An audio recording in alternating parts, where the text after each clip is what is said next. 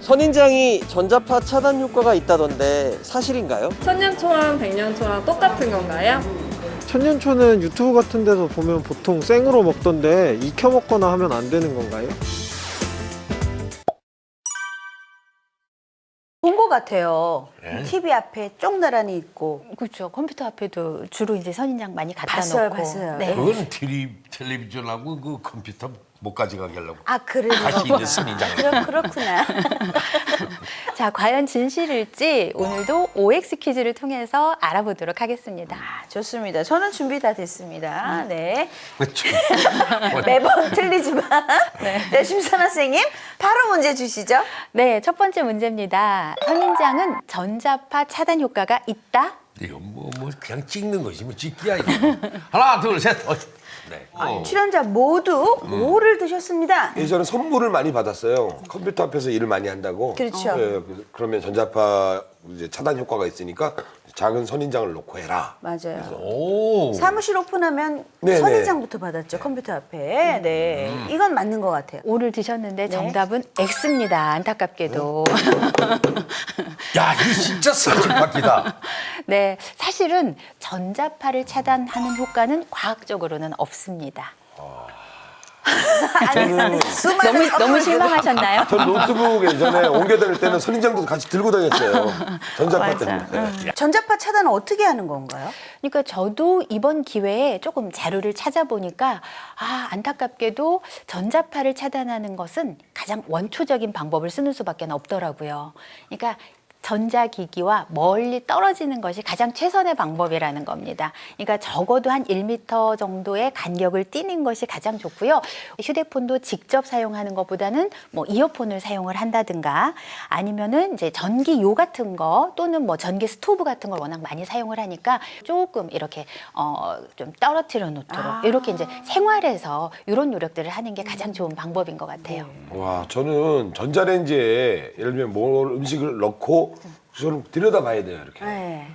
정말 시간이 안 가거든요. 같은 30초라도 전자레인지 앞에서 제일 시간이 안 가요. 네. 그래서 안에 잘 돌고 있나 이걸 보는데 근데 절대 그러시면 안 되는 게 특히 낡은 전자레인지, 좀 오래된 전자레인지일수록 전자파가 많이 나옵니다. 그래서 오래된 전자레인지가 가동되는 동안에는 좀 멀리 떨어져 있으시고요. 그리고 이게 땡 하고 끝나고도 바로 문을 여는 것이 아니라 조금 시간을 두고 열고 조금 있다가 음식을 꺼내는 것이 훨씬 더 안전해요.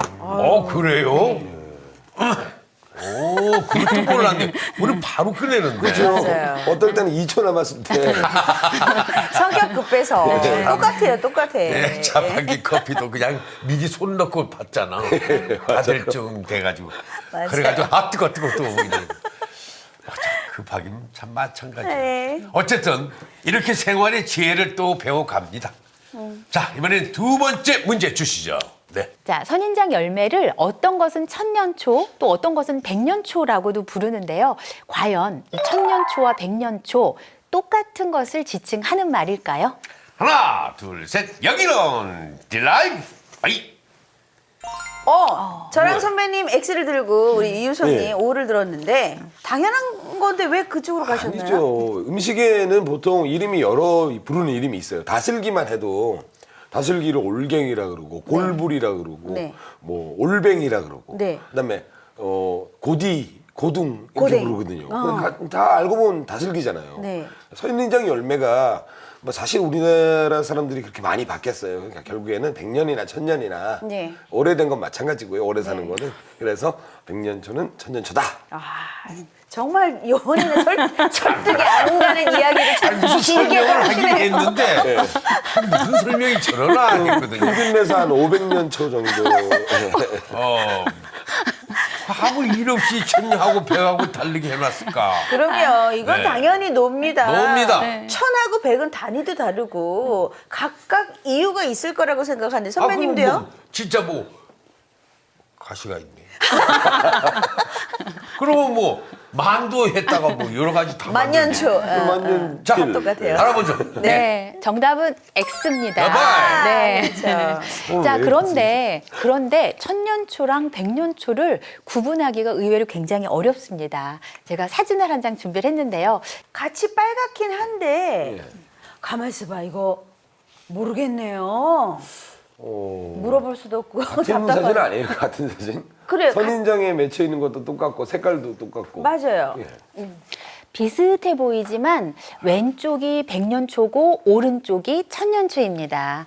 사실 백년초랑 천년초는 둘 다 여러 해 살이 선인장이라서 상당히 외관이 좀 비슷하게 생겼지만 차이점이 몇 가지 있어요. 뭘까요? 자, 우선 백년초는 냉해에 상당히 약합니다. 그래서 제주도나 남해 일부 지역, 아주 따뜻한 지역에서만 생장이 가능해요. 네. 그런 반면에 천년초 같은 경우에는 영하 20도 이하에서도 생존을 할 수가 있어서 우리나라 어느 지역, 특히 이제 내륙 지역이라면 다 생장이 가능하고요.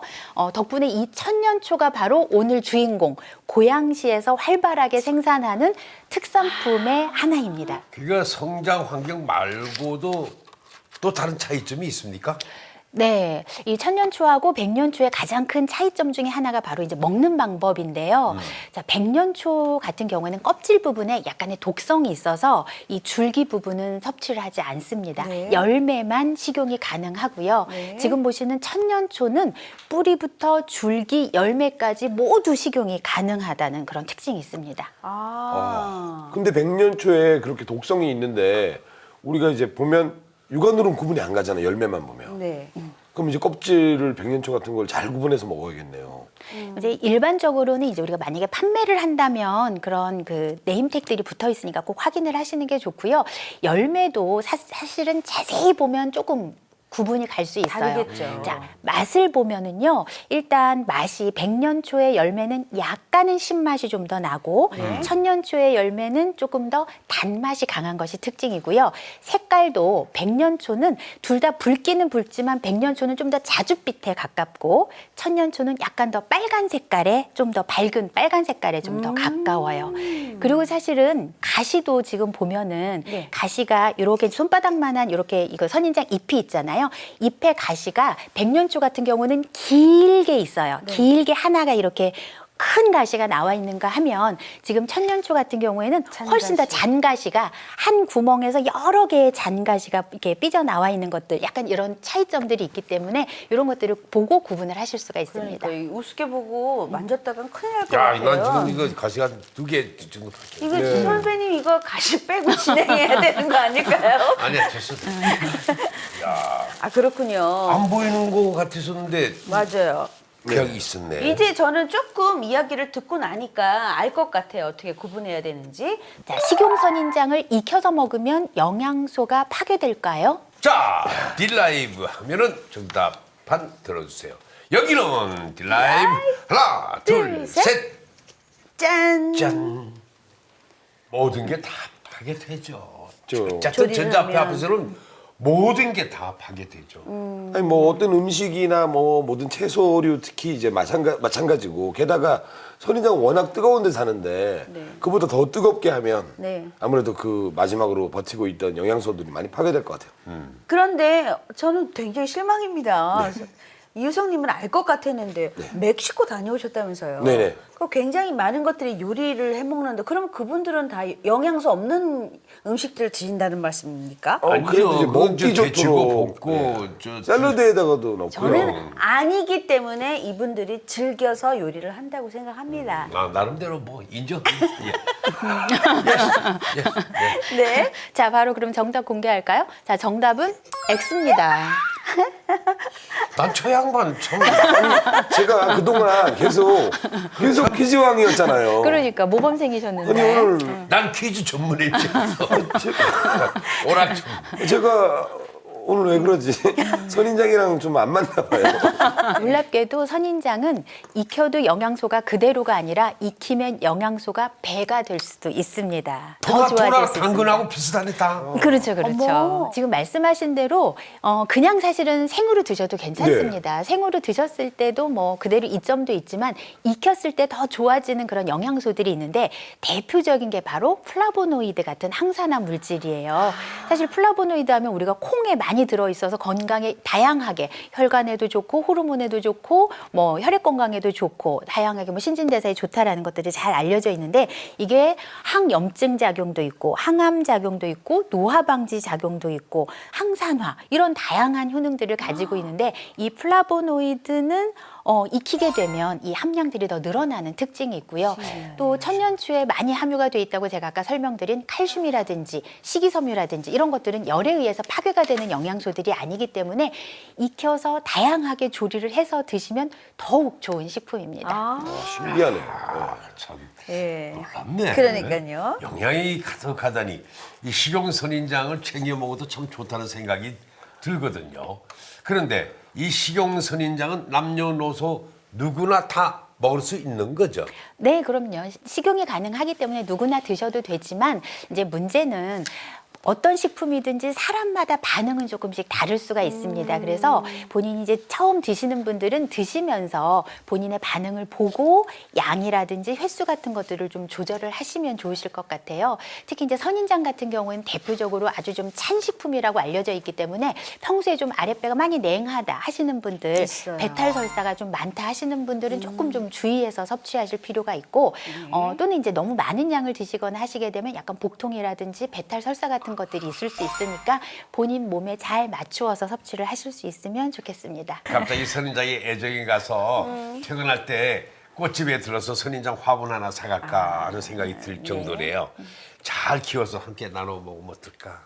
좋아요. 네, 아주 좋은 생각이긴 한데 네. 식용으로 하시는 것보다는 일단은 관상용으로 예쁘게 키우시고 식용으로 하시는 건 아무래도 식용으로 이렇게 나온 것들을 좀 구매해서 드시는 게 좀 더 안전하지 않을까 네네네, 싶습니다. 그렇습니다. 특히 고양시에 방문을 하시면 이런 그 식용 그 선인장을 판매하는 곳도 많고 관상용 선인장을 판매하는 곳이 워낙 많고 또 박물관도 있고 연구소도 있고 하니까 한 번씩 방문해 보시는 것도 좋을 것 같아요. 그러게요. 뭐 날도 좋고 저도 푸릇한 선인장 구경하러 고양시 한번 방문해야겠어요. 오늘의 1등은 놀랍게도 누구죠? 놀랍게도 김민희 씨께서 1등을 하셨습니다. 드디어. 정말 제 자신이 와, 이런 날이 너무 오네요. 축하드립니다. 영원한 꼴등도 영원한 1등도 없는 것 같습니다. 이런 날이 오네요. 네.